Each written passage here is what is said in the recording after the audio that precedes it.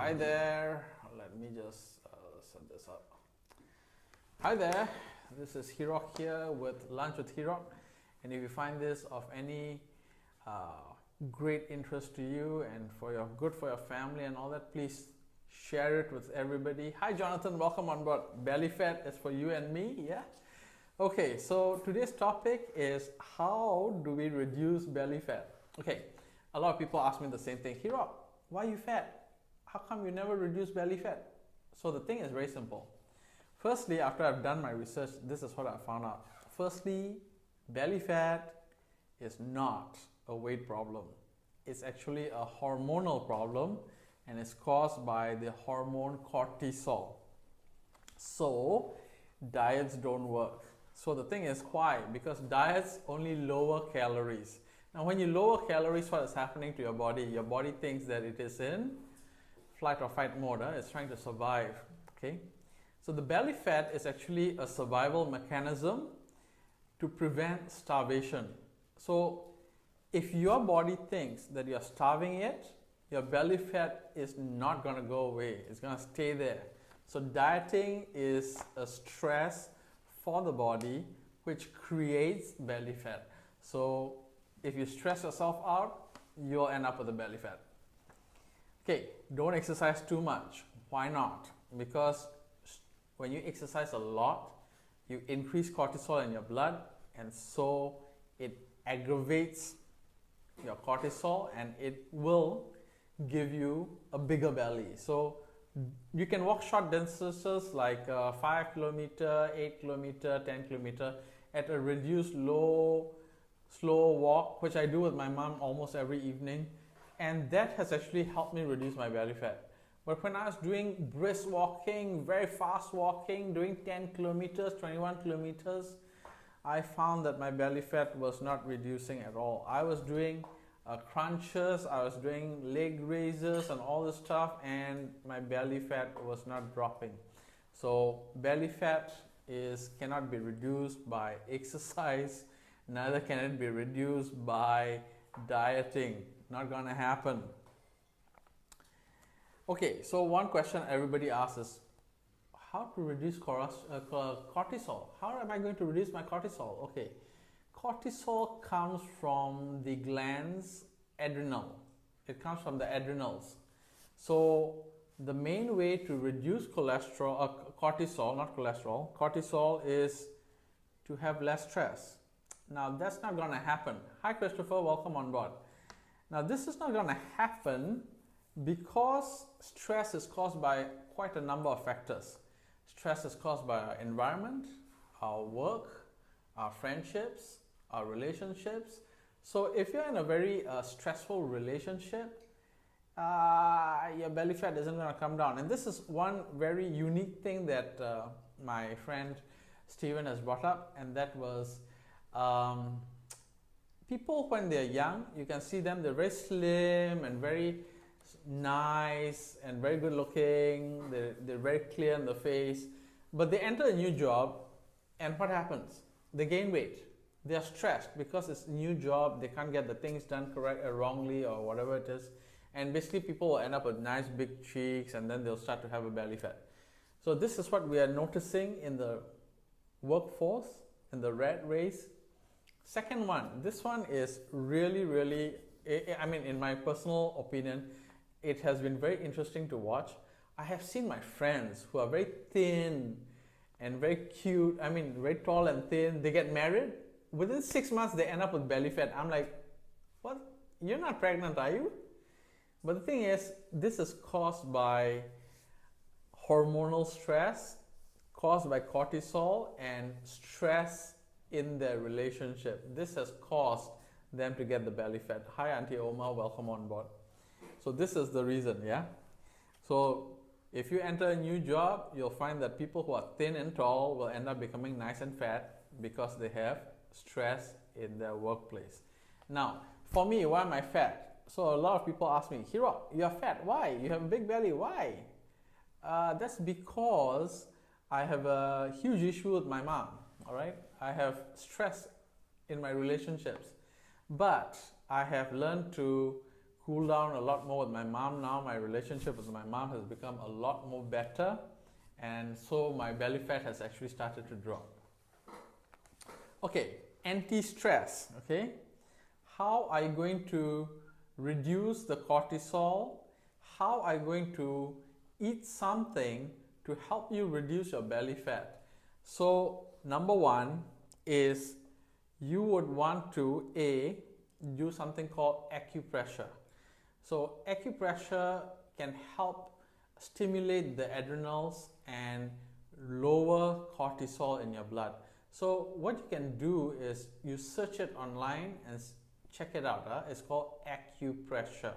So that's the first way to reduce cortisol, to reduce stress in your work life and your relationships. To do acupressure to reduce stress.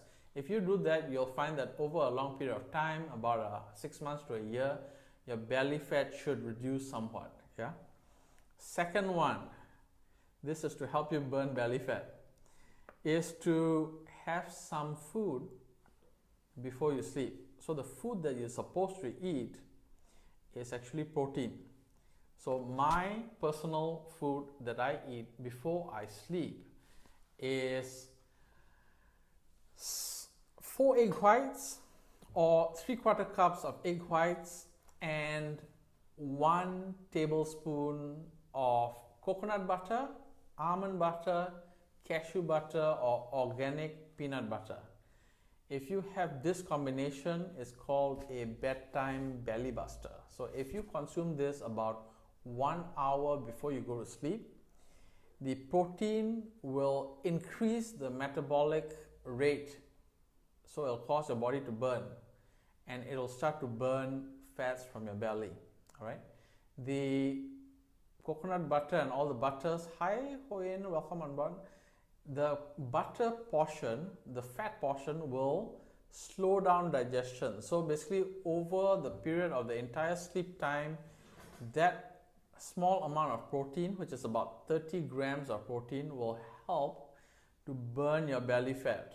So that's the second way. And the last way is to have more sleep. But unfortunately, in our current state, most of us cannot have more sleep. Children have a lot of sleep. That's why they are born nice, fat and cute and big, and then they have this gigantic amounts of 12 hours sleep, 10 hours sleep, and then over a period of time they become thin. We can't. All right, so most of us sleep 5-6 hours. It's not good. You are not going to lose your belly fat. You want to lose your belly fat, you need to sleep a minimum of 8 hours to 9 hours per night. If you do that and you keep stress to a low level, chances of you losing your belly fat is very, very high. So how about if you cannot have that much protein at night because it gives you a belly ache or whatever it is, possibly because you are a B blood type or an A blood type, how do you go past this thing? So the best thing to go past this thing is to consume about 3 to 6 ounces of protein every meal. Every single meal, you have 3 to 6 ounces of protein. 1 ounce is 22.8 grams. So around that thing, so if you say 3, it will be 75 grams to 650 grams of protein per meal. So for me, I'm a bit more fatter, a bit more heavier. I consume about 7 to 8 ounces. So it's about 200 to 220 grams of protein. Now, one thing you need to know is you need to consume high quality protein. So what are we looking at? High quality protein, what it'll do is this. You need to go for organic chicken, grass-fed beef, free-range eggs, and wild-caught fish. These are the 4 types of protein that you're looking for.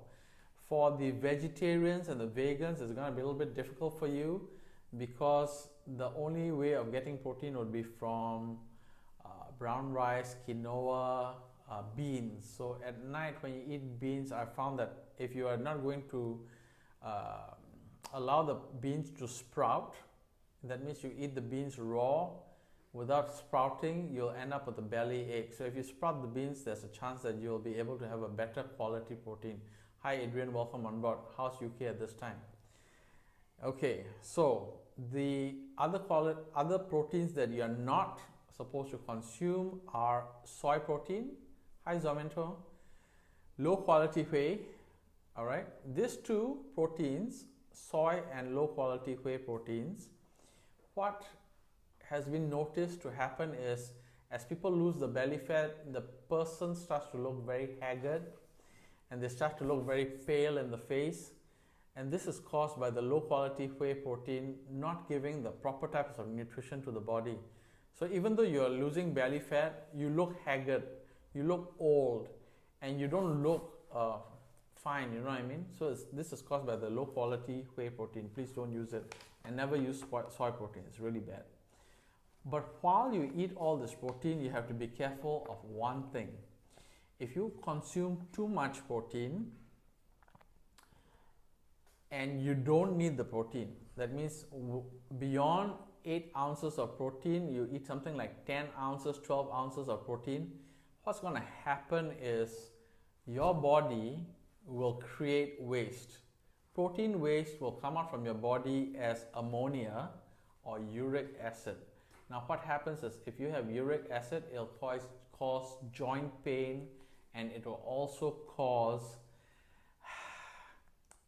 gout or muscle aches, so it's no good. You don't want to do that. Hi Moses, welcome on board. So try to reduce, keep to low amount of protein. Hi Norm, welcome on board. Now the thing is, you want to have low amounts of protein but more frequent meals. All right, so it's 6 ounces of protein with lots and lots of vegetables, and I've already covered vegetables in my previous topics. Vegetables will help to remove the fats from inside your stomach and intestines by grabbing onto it and flushing it out of the system. It'll give the lower belly the much needed food in terms of fiber, so that the bacteria in the lower belly will break down proteins much better, so that you don't end up with excessive food waste lying around in your stomach. So eat more greens, more leafy cruciferous greens like spinach, kale, things like that. It's really good for you. Thank you for being on Lunch with Hirok. If you have found this to be of benefit to you and you would like to share it, please share it. Please subscribe below, ask your friends to share it, ask them to have a look at it. And this is of great benefit to you. For anybody who's wanting to lose that little bit of extra belly fat, you have to consume protein. All right. Thank you for being on board. Tomorrow's topic will be something else much more interesting. Thank you for being here. Have a great day. Have a great night in the US. Bye-bye.